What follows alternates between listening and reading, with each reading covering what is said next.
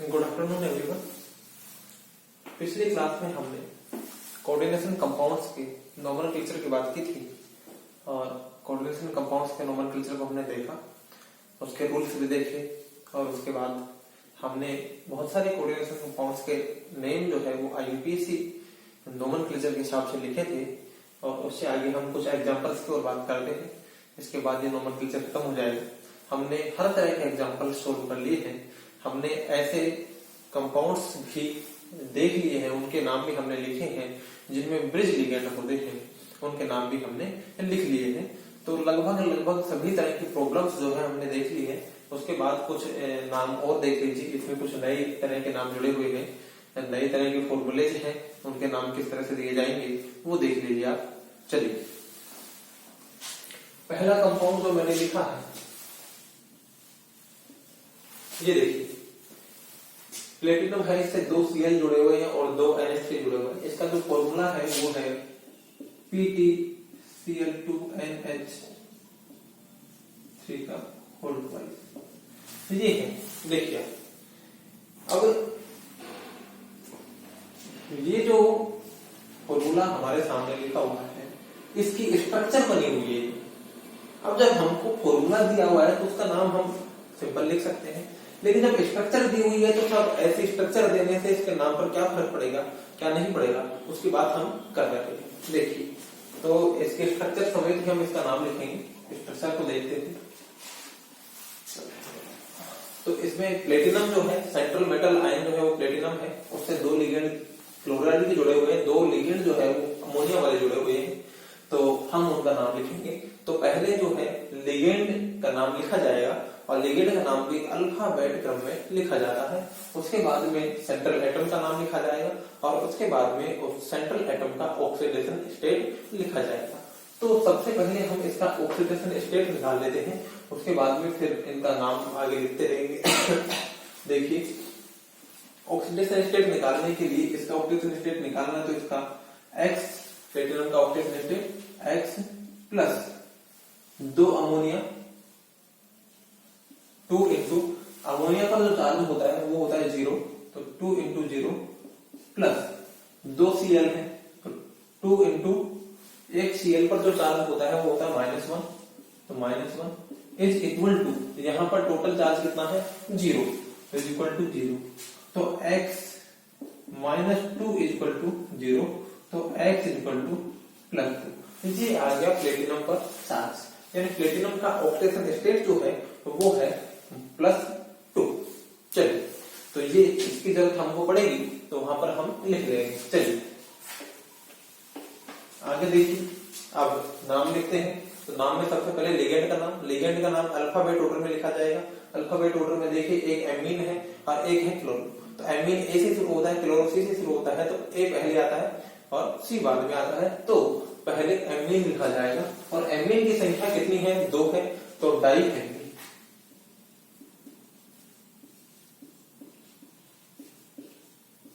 Die amine, 2 ammonia है तो 2 के लिए डाई, तो diammine.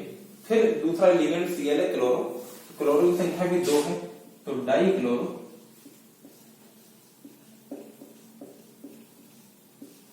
Diammine, dichloro. अब देखिए, फिर और कोई लिगेंड तो नहीं है, सीधा सेंट्रल एटम है, तो सेंट्रल एटम का नाम, सेंट्रल एटम प्लेटिनम है, तो डाई एमीन डाई क्लोरो। अब देखिए, अब बात यह है कि प्लेटिनम के आगे 8 लगेगा या नहीं लगेगा। तो हमने ये कहा कि अगर ये पूरी स्पीसीज नेगेटिव चार्ज हो तो 8 लगता है और नेगेटिव चार्ज स्पीसीज नहीं हुई तो 8 नहीं लगता है। अभी हमने ये जो फॉर्मूला लिखा है इसमें कहीं पर 0 चार्ज शो कर रखा है अपन ने, तो एक्चुअल में ये हो सकता है ये कंपाउंड जो हो उसमें पॉजिटिव चार्ज और नेगेटिव हो, लेकिन अपन ने जो लिखा है उस पर कोई चार्ज नहीं है, तो कोई चार्ज नहीं है तो उसके अकॉर्डिंग ही इसका नाम लिखा जाएगा। अगर यहाँ पर नेगेटिव चार्ज होता तो प्लेटिनम के आगे 8 लग जाता, प्लेटिनेट हो जाता और उसका ऑक्सीडेशन स्टेट भी चेंज हो जाता। लेकिन अभी हमने यहाँ पर 0 चार्ज माना हुआ है, तो 0 चार्ज मान करके और इसका हम नाम लिख रहे हैं। तो इस पर कोई चार्ज नहीं है, इसलिए प्लेटिनम ही रहेगा, आगे 8 नहीं लगेगा। तो उसके बाद में डाई एमीन डाई क्लोरो और फिर सेंट्रल एटम का नाम प्लेटिनम।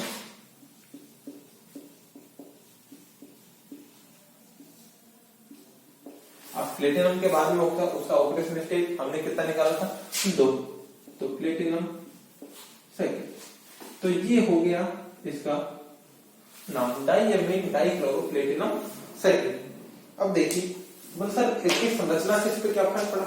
अब देखिए आप इसको देखिए कि ये जो स्ट्रक्चर जो बनी हुई है इसमें सेम लिगेंड सेम साइड है, यानी कि दोनों Cl एक साइड है, दोनों NH3 एक साइड है, तो सेम लिगेंड सेम साइड है, यानी एक दूसरे के अपोजिट में नहीं है, तो ऐसे स्ट्रक्चर को सिस कहते हैं।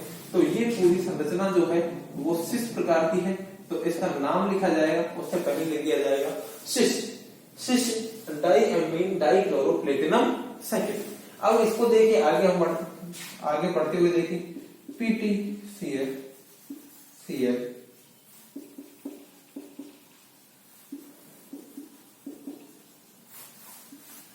अगर ये स्ट्रक्चर रही होती देखिए, और वही एक प्लेटिनम है, एक प्लेटिनम इसमें 2 NH3 है, इसमें 2 NH3 है, 2 क्लोराइड है और 2 क्लोराइड है। तो इसमें और इसमें दोनों में ही संरचना में कोई फर्क नहीं है, इसकी और इसकी संरचना में कोई फर्क नहीं है। तो देखिए आप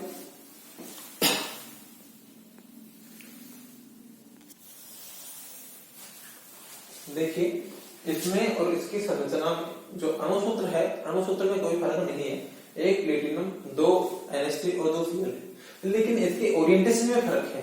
यहाँ पर Cl के ट्रांस पे Cl है, यहाँ पर Cl के ट्रांस पे क्या था NH3 था, यानी दोनों Cl इस पोजीशन पे थे, यानी दोनों Cl या दोनों NH3 क्या है ट्रांस पोजीशन पे है। तो जब इसका नाम लिखा जाएगा तो ये नाम तो सेम ही रहेगा, लेकिन इसके आगे क्या लग जाएगा, यहाँ पर ट्रांस लग जाएगा। ये कैसी स्ट्रक्चर होगी, ट्रांस। तो कोई जब आइसोमर होता है, कोई ज्योमेट्रिकल आइसोमर होता है या ऑप्टिकल आइसोमर होता है, तो अगर वो D है तो उसके नाम से पहले D या L है तो L लिख दिया जाता है, अगर वो सिस है तो सिस लिख दिया जाता है, अगर वो ट्रांस है तो ट्रांस लिख दिया जाता है। तो ये एक सिंपल सी बात है कि अगर कोई आइसोमर की स्ट्रक्चर शो कर रखी हो तो उसका नाम हम कैसे लिखेंगे, तो उसके नाम में हम उसके आइसोमर की टाइप को पहले उसके नाम से पहले लिख देते हैं। चलिए आगे देखिए, ये हो गया।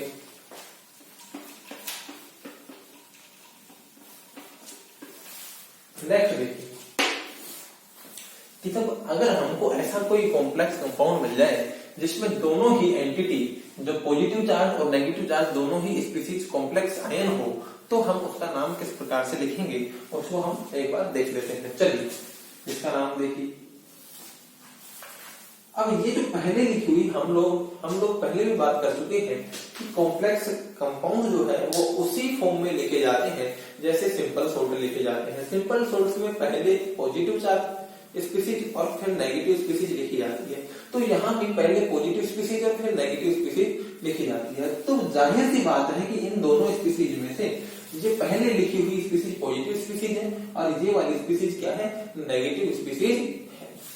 ठीक है, अब चलिए तो सब ये पॉजिटिव स्पीसीज है और ये क्या है, नेगेटिव स्पीसीज है। लेकिन इसमें सबसे इंपॉर्टेंट बात ये है कि सब इन दोनों का ही कोऑर्डिनेशन नंबर हम कैसे ज्ञात, इन दोनों का ही जो है वो ऑक्सीडेशन स्टेट हम कैसे ज्ञात करेंगे। तो कोई बात नहीं है, ये नेगेटिव और पॉजिटिव ओवरऑल यहाँ से यहाँ तक इन दोनों के मिलाने के बाद इन पर चार्ज क्या है, जीरो है। इन दोनों को मिलाने के बाद चार्ज क्या है, जीरो। तो हम इन दोनों का ही x और x मान लेते हैं, x इसका और x इसका, तो क्या हो गया 2x, एक x इसका है एक x इसका है। तो इन पर जो चार्ज जो हुआ, माना कि इस पर भी x चार्ज है इस पर भी x चार्ज है, तो 2x प्लस अमोनिया कितने हैं 6, तो 6 इंटू एक अमोनिया पर चार्ज होता है 0, तो 6 इंटू 0 प्लस Cn कितने हैं 6 और एक Cn पर चार्ज होता है -1, तो 6 इंटू -1 बराबर ये पूरे पे चार्ज जो है यहाँ से यहाँ तक पे पूरे पे चार्ज 0 है, यानी पूरा सेटिस्फाई हुआ है चार्ज, तो 0 चार्ज है तो बराबर 0। तो 2x - 6 = 0, तो 2x = +6, तो x = हो जाएगा +6/2 = +3। तो यानी कि दोनों का ही चार्ज जो है वो कितना है, +3 रहेगा। ऐसी स्थिति में जब दोनों ही कॉम्प्लेक्स होते हैं तो उनका चार्ज जो है वो x और x मानकर ही निकाल देंगे। तो चलिए ये आ गया इन पर दोनों पर चार्ज +3 +2, यानी कि इनका ऑक्सीडेशन स्टेट जो है तो वो आया +3 और +3। चलिए आगे देखिए, अब हम इसका नाम लिखेंगे। नाम लिखेंगे तो पहले ये पॉजिटिव चार्ज स्पीसीज है तो पहले पॉजिटिव चार्ज स्पीसीज का नाम और फिर नेगेटिव चार्ज स्पीसीज का नाम। हम इसी तरह से लिखते आ रहे हैं। अगर यहाँ पर पोटेशियम होता तो हम पहले पोटेशियम और फिर इसका नाम लिखते।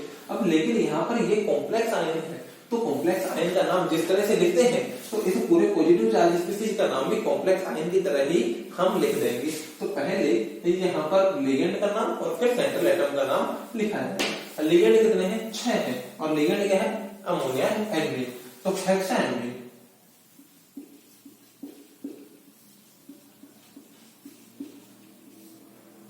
हेक्साएनडी 6 अमोनिया के लिए हेक्साएनडी। ये क्या है? कोबाल्ट।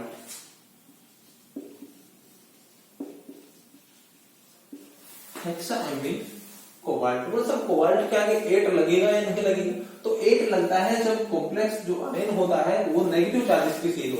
लेकिन चूंकि तो पहले लिखा हुआ तो ये तो पॉजिटिव चार्ज स्पीसीज है, तो ये नेगेटिव चार्ज स्पीसीज है। तो इसमें क्रोमियम के आगे 8 लगेगा, कोबाल्ट के आगे 8 नहीं लगेगा। तो हेक्साएमीन कोबाल्ट और उसकी ऑक्टेशनल स्टेट 3rd। ये लीजिए 3rd। आगे नेगेटिव चार्ज स्पीसीज का नाम, तो ये भी एक कॉम्प्लेक्स आयन है। कॉम्प्लेक्स आयन है तो उसी तरह से पहले लिगेंड का नाम फिर सेंट्रल एटम का नाम और फिर उसकी ऑक्टेशन स्टेट। तो लिगेंड है साइनो और साइनो कितने हैं? 6। तो हेक्सासाइनो,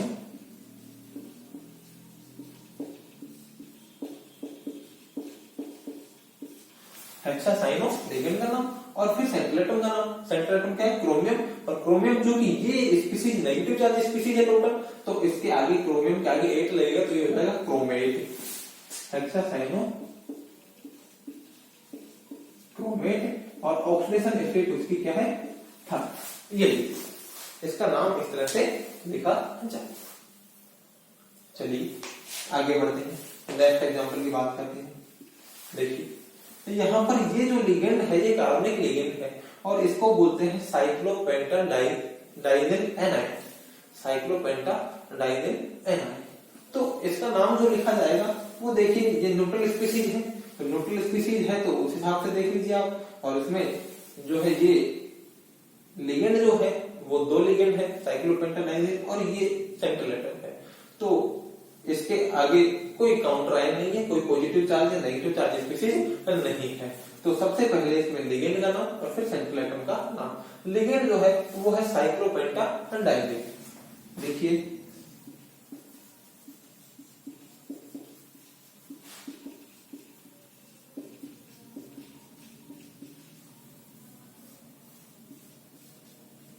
ये वो साइक्लोपेंटाडाइनिल।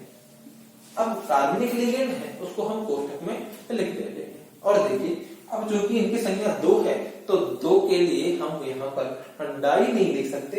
यहाँ पर 2 संख्या बताने के लिए कार्बनिक लिगेंड होता है तो उसके लिए बिस का प्रयोग करते हैं। तो ये लीजिए बिस, बिस साइक्लोपेंटाडाइनिल, ये हो गया लिगेंड का नाम। आगे देखिए फिर सेंट्रल एटम का नाम। तो सेंट्रल एटम क्या है? आयरन। साइक्लोपेंटाडाइनिल आयरन। अब एक साइक्लोपेंटाडाइनिल पर चार्ज होता है -1 तो 2 पर कितना हो गया? -2। और ये पूरा न्यूट्रल है तो इसका मतलब Fe पर कितना है? +2 है।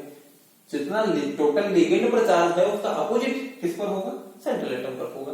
अगर ये जो पूरी स्पीसीज जो है वो न्यूट्रल है तो ये न्यूट्रल स्पीसीज है तो इस पर साइक्लोपेंटाडाइनिल 2 है तो वहां पर -2 चार्ज है तो इस पर क्या होगा? +2 चार्ज होगा और Fe का ऑक्टेशनल स्टेट हो जाएगा +2 यानी कि ऑक्टेशनल स्टेट हो गया 2nd। ये तो ये हो गया इसका नाम बिस साइक्लोपेंटाडाइनिल आयरन 2nd। ये क्या हो गया? इसका नाम हो गया। देखिए ये कार्बनिक लिगेंड का एग्जांपल था। नेक्स्ट देखिए, यहाँ देखिए अब यहाँ पर देखना कि पहले से एक स्पीसीज जो लिखी हुई है वो कोष्ठक में लिखी हुई है, फिर ये बड़े कोष्ठक में लिखी हुई है, छोटे कोष्ठक में, तो ये कई बार कंफ्यूजन क्रिएट कर देता है कि सब ये भी कोई कॉम्प्लेक्स आयन है क्या? किस तरह जो बड़े कोष्ठक में लिखा जाता है वही केवल कॉम्प्लेक्स आयन होता है। छोटे कोष्ठक में लिखी हुई स्पीसीज कॉम्प्लेक्स आयन नहीं होता है। यहाँ पर देखिए NH4 है, ये देखिए NH4। अगर NH4 की संख्या हमें बतानी है कि NH4 अगर 2 हो तो अगर इसके नीचे मैं 2 लगा दूं तो ये ऐसा लग जाएगा 42 सा। अगर इसको थोड़ा सा ऊपर लिख दिया तो यहाँ पर ये 42 लग जाएगा, और अगर इसको थोड़ा सा नीचे लिख दिया तो ये बड़ा अजीब सा लगेगा कि क्या है ये, क्या लिखा हुआ है। तो वो अगर ऐसी बात होती है कि पहले से ही जो हमें जो स्पीशीज है अगर उसमें कोई एक से अधिक एटम जुड़े हुए हैं तो उसकी संख्या के लिए उसको छोटे कोष्टक में लिखकर और कोष्टक के बाहर उसकी संख्या लिखी जाती है। तो इसका मतलब ये है कि ये अमोनियम आयन जो है ये 2 है, NH4 आयन कितने हैं, 2 है। तो इसमें कंफ्यूजन वाली कोई बात नहीं है, किसी प्रकार का कंफ्यूजन हमें होना नहीं चाहिए कि साहब ये कॉम्प्लेक्स आयन है कि नहीं है, क्या है क्या नहीं है। तो ये कॉम्प्लेक्स आयन हमेशा बड़े कोष्टक में लिखा जाता है और ये छोटे कोष्टक में लिखे हुए जो आयन है ये काउंटर आयन ही है, यानी कि नॉर्मल आयन है, सामान्य स्पीशीज ही है। चलिए तो इसका नाम लिखेंगे तो ये पॉजिटिव आयन हो गया और ये कॉम्प्लेक्स आयन हो गया जो कि नेगेटिव है। तो ये पॉजिटिव आयन को पहले लिखा जाएगा, तो पहले लिखा जाएगा तो ये क्या है, अमोनियम आयन। तो अमोनियम,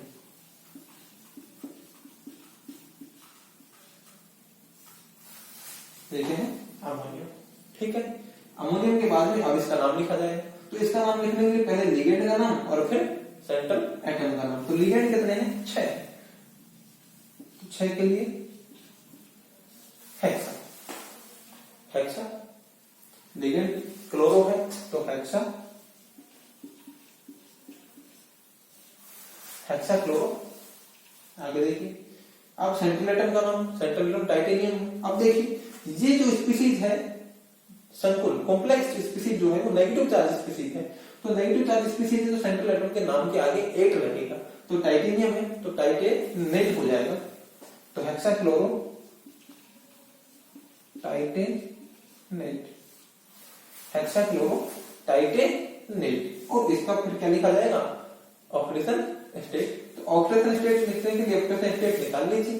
तो यहां पर देखिए 2 अमोनियम जुड़े हुए, एक अमोनियम पर क्या होता है +1 चार्ज होता है, तो 2 पर कितना हो गया +2। इस पर +2 चार्ज, तो इसका मतलब इस पर क्या हो जाएगा, -2 चार्ज हो जाएगा। तो टाइटेनियम का X + 6 × -1, 6 क्लोराइड और एक क्लोराइड पर -1 चार्ज है, 6 × -1 = टोटल इस पर जो चार्ज है वो है -2। तो x - 6 = -2, तो x = -2 + 6, तो x = हो जाएगा +4। तो टाइटेनियम पर जो चार्ज हो गया वो हो गया +4। तो यहां पर हम उसके ऑक्सीडेशन स्टेट लिख देंगे 4, ये लीजिए उसका नाम। तो किसी भी कॉम्प्लेक्स कंपाउंड का नाम किस तरह से लिखा जाता है वो मैंने आपको सारे तरीके बता दिए हैं, और उसमें क्या क्या प्रॉब्लम्स आ सकती है वो मैंने आपको बता दिया कि किस किस तरह के एग्जांपल्स हमको फेस करने पड़ सकते हैं, किस किस तरह के कॉम्प्लेक्स हो सकते हैं हमारे सामने, वो मैंने आप लोगों को बता दिया है। तो ये है कोऑर्डिनेशन कंपाउंड्स का नोमेनक्लेचर। कोऑर्डिनेशन कंपाउंड्स का नोमेनक्लेचर खत्म हो गया है। इससे आगे हम जो भी टॉपिक स्टार्ट करेंगे वो हम नेक्स्ट वीडियो में स्टार्ट करेंगे। इस वीडियो में इतना ही, थैंक यू।